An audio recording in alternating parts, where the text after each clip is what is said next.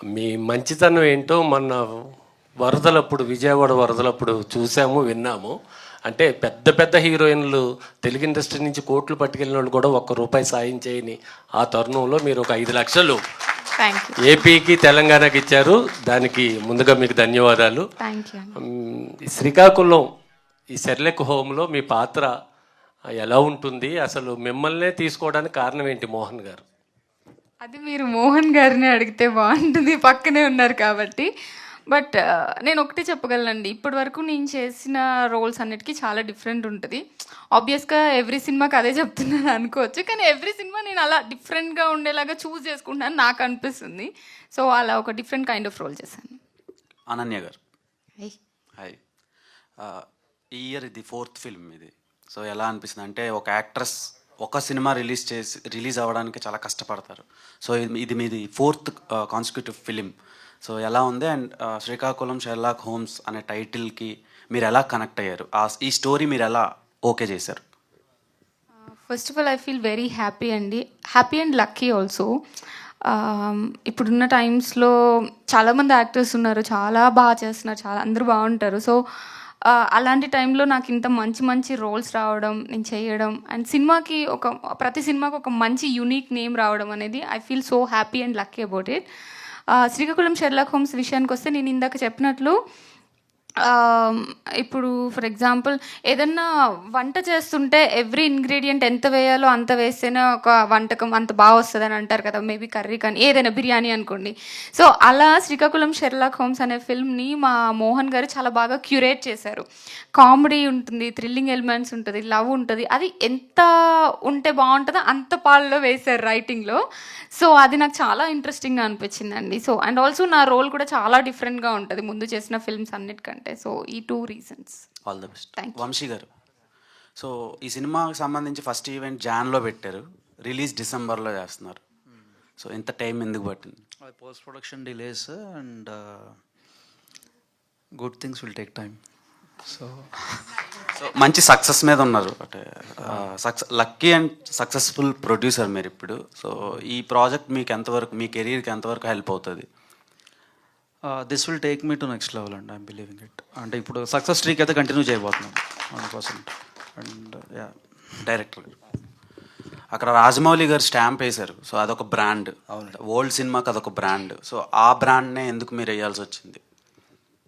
అది నా పేరు వేసుకుంటే ఇప్పుడు బ్రాండ్ అయ్యేది, కాపీ కొట్టినట్టు. ఇక్కడ ఏంటంటే ఏ సినిమాకైనా ముఖ్యంగా ఇప్పుడు ఫేస్ చేస్తున్న ప్రాబ్లం వచ్చి చదివిన తర్వాత వెళ్తున్నాం కదా. ఫస్ట్ ప్రతిదాని తర్కంతో చూస్తే అది ఆర్ట్ ఫిల్మ్ అయిపోద్ది, ఆ ప్రైవసీ తీసుకోవాలి. సో లాజిక్ అనేది కొన్ని చోట్ల వదిలేస్తుంది సినిమాలో చూస్తే సాంగ్ ఎంజాయ్ చేయొచ్చు, నీ జీవితంలో రీల్ మాత్రం చేయగలుగుతాం, సాంగ్ చేయలేం.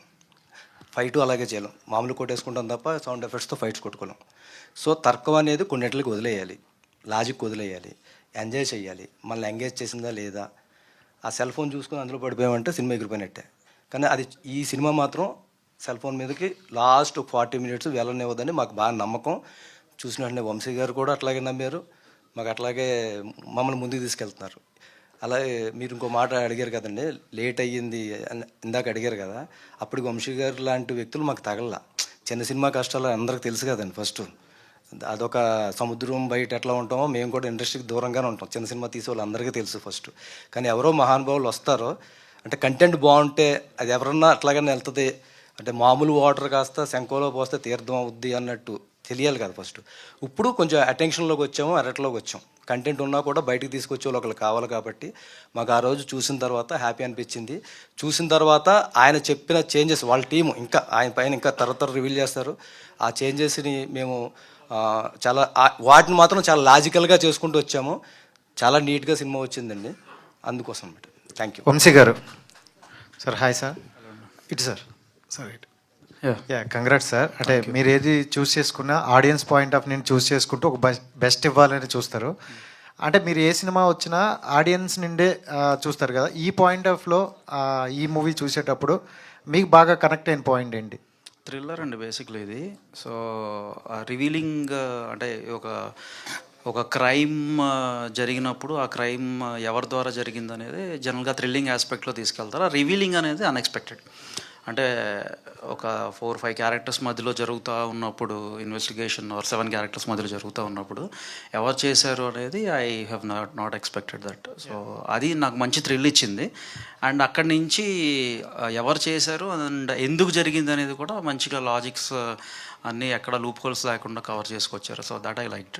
అండ్ 2 పాయింట్లు ఏంటంటే శ్రీకాకుళం అనే ఒక నేమ్ ఒకటి అండ్ వెన్నెల కిషోర్ గారు, ఈ 2 పాయింట్లు జనాలకు బాగా కనెక్ట్ అవుతాయి అనమాట.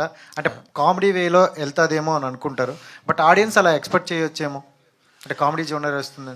ఒక 20% ఎంటర్టైన్మెంట్, 20% లవ్, 20% థ్రిల్.